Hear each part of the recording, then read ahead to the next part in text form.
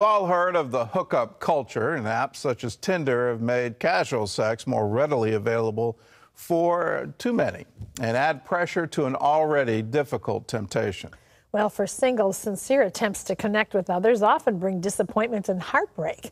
Recently, CBN's Ashley Key sat down with author and speaker Jamal Miller to discuss how to be holy in a hookup world.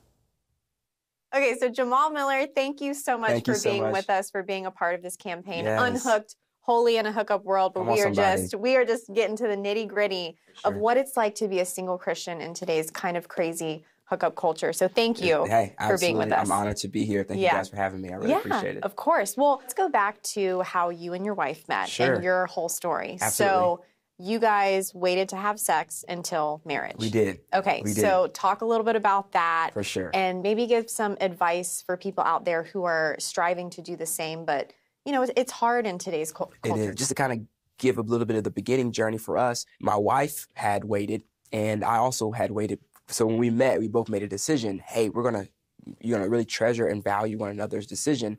But the next level was she hadn't even been kissed yet. Wow. So I was like, whoa, this is like a next. I was like, I was good with the, no sex, but now, okay, no kissing. All right, cracking naked, just like, I remember when we were downtown Chicago and she told me, and I was like, wow, I got to give this to God, because I prayed for someone potentially that would had waited as well, but I didn't think he would give me somebody that had been kissed. Mm-hmm. And I was like, I want to honor God. Yeah. And so that's the decision we made, that out of that conviction place, that we will keep that standard.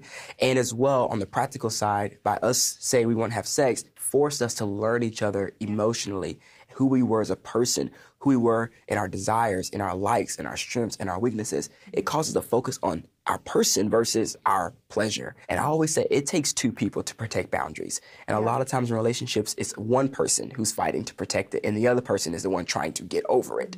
If that's the case, you're not going to win. And so for us, the reason why we were able to protect our boundaries, because we both wanted to do it. Yeah. Now, we had to have those moments when one was weak, one was strong, when the other was strong, the other was weak, and we helped each other, but we both wanted to be sexually, pure. And that was a decision that I would say we were successful because we both wanted it. Yeah. Well, what would you say to people out there who maybe are not virgins, have not been pure, but are feeling the pull and the tug from the Lord to really do it His way? What would you say to people out there? I'll tell them, the Bible says, what man considers impossible, God says is possible. But I do want this person to know it's not going to be easy, because every line you cross, it makes it easier for you to do it again. Right. And so if you really are going to make a decision to be sexually pure, you've got to make a decision as well as what are the things we're going to make sure we put in place to make sure we don't go back to that place again, to where our flesh rises up and now we're overtaken by desires. So that would be, hey, time together, alone. Potentially you need to be in public together as much as possible, or with others. Who is aware of the relationship, community, support, leadership? Who are you checking in with to let them know what you guys are up to, what you guys are doing? These are all the things you can do to really give God the room to keep you empowered to be successful in your decision to be sexually pure. So you wrote a book, 25 Ways to Prepare for Marriage, other than dating. So tell us a little bit about that. My encouragement, because God hit me with this when I was, in the beginning time of really saying, God, where's my wife? I was single for quite a while, wondering when she was going to come, how she was going to come. And one day I was like, God, where is she? And God said to me, Jamal, you're so focused on getting married, you have no idea what it takes to stay married. And when he said that to me in my spirit, I really was like, God, I don't have anything to say back to you. You're right. Yeah. Because I can tell you right now everything I'm doing to get married. But I can't even talk to you about what I'm doing to stay married. Wow. And that's when I went on that journey of learning how to stay married even before my wife was even in my life. And so that's where the book 25 Ways to Prepare for Marriage came out of, that season, of all the things that I did in that season that I felt the Lord leading me to do to prepare myself for marriage. Well, what were some of those things? So I encourage singles, before they get in a relationship, you should take time to heal from the things that you have done or that happened to you, so you don't allow those things to come into your relationship. And give an intentional season to dealing with those wounds and focusing on forgiving yourself and others, so that you don't allow those things to truly impact your relationship. So that's a very important one. Another one is purpose. You need to know who you are. Because if you don't know who you are in a relationship, then how are you going to speak into the person that you are marrying into who they are? Yeah. Because you want to make sure that you're secure in you and they're secure in themselves. So together you can be yoked around God's purpose for your future. I believe purpose is the reason why God brings two people together, because he wants to take one purpose, another person's purpose, and bring that thing together and make it even bigger. The Bible says it. One can put 1,000 to flight, two can put 10,000 to flight. Yeah. So I believe together a couple has so much more power, but there's no power if there's no purpose. Something that you encourage singles is to give God a year of their life. So talk a little bit about that and why you encourage them to do that. Well, because for me, it's really a part of my journey and my story and my beginning. I just had this huge epiphany where I just saw myself, on my wedding day. And God says, give me a year. Focus fully on me for 1 year. Give me everything. And he says, because if you can't commit to me, how are you going to be able to commit to a woman? So by going through that year of truly committing myself to God and having that relationship with him that was built on a solid foundation, I didn't date, I didn't flirt, I didn't text, I didn't consider. If I would have met her in that year, I'd have been like, hey, I'm sorry, this is the year I'm giving God the focus. If you're still here after the year's over, maybe we can consider something, right? My main thing was saying, God, I want to prove to you and to myself that I could be fully devoted to you because I want God to be my first lover. I want him to be my first love, my first everything, so that when I get married, my wife can know that I'm a man submitted to God. Yeah.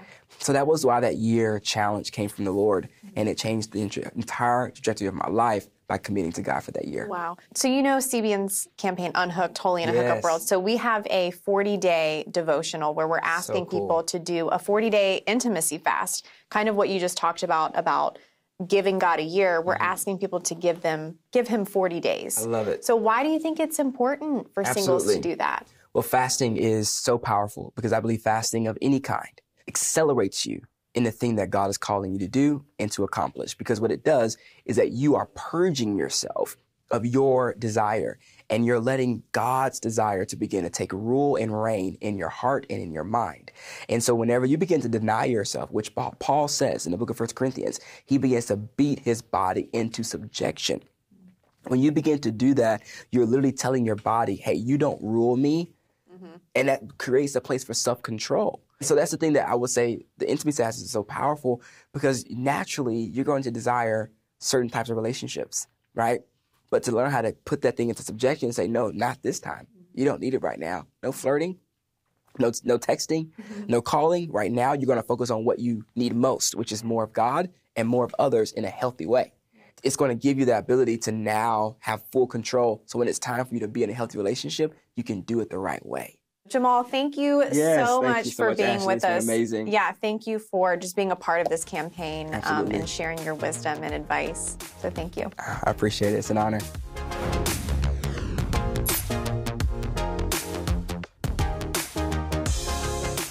Well, Jamal certainly unpacked a lot of wisdom in that interview, and one of the big takeaways for me is if there's no purpose, then there's no power.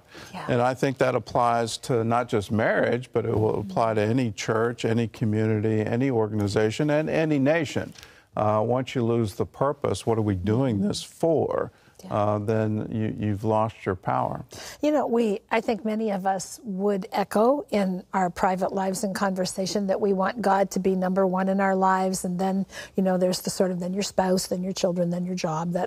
But I wonder how many of us would have been willing to do what he did, which was commit a year of his life just to focusing on making God a priority. And I wonder how different a generation would be if that became popular.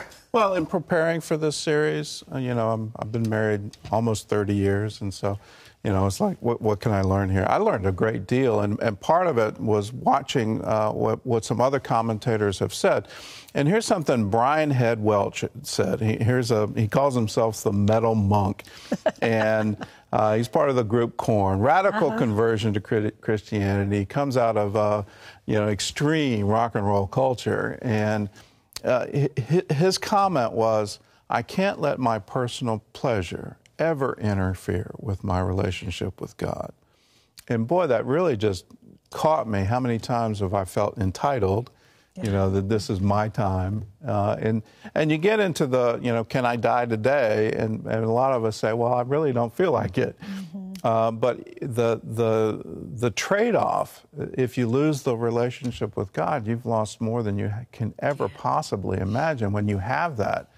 And so to hear someone say, well, I spent a year and that was my single purpose and goal, well, then it becomes a habit, and you're not just looking for the year, you're looking for an entire lifetime. When you have that as your purpose, seek ye first the kingdom of God and His righteousness, then all these other things get added. Yeah. I wonder, in the world that we live in today, where there's so much on Facebook and Twitter and all of that that's commented on from a religious perspective. I don't think we necessarily mean it that way, but it comes off like that to the world. Churchy. If we lived like this, I think people would listen to what we had to say. Yeah. Right. Yeah. What they currently see, is there any difference? Yeah. And if you're not seeing a difference, well, that's on me. Yeah, exactly. And to the extent I reflect Jesus and His single purpose to say, I'm here to do the will of the Father, then suddenly things get radically different. Yes. Radically different for you and radically different for the witness. Well, if you're single and you want to prepare for God's way in marriage, I want you to encourage you to go to cbn.com/unhooked and sign up for our free devotional. In this 40-day devotional, you'll find answers to sex, dating, and more with exclusive content from our relationship experts. You can also get it by calling us toll-free 1-800-700-7000. Just ask for our free Unhooked devotional. One more thing, we invite you to watch our 1-hour special called Unhooked, Holy in a Hookup World. It's airing on Valentine's Day. That's February 14th on our CBN News Channel. To find out more, go to cbnnewschannel.com. Terry? Well, coming up, as the debate over the wall rages on in Washington, we talk to the ranchers who live on the border. Nowadays, the few that are coming through are pretty hardcore, especially the drug guys. We'll head to Arizona to meet the locals who deal with illegal immigration on a daily basis. Hookup culture, a cycle that only leads to disappointment and heartbreak. Singleness, is there a purpose for it? Can it be fulfilling, or is it just about waiting for Miss Perfect or Mr. Right? Do you want to learn how to date God's way? Break the cycle of a broken heart. Go to cbn.com/unhooked and sign up for a free devotional and find answers to sex, dating, and more with exclusive content from our relationship experts. Live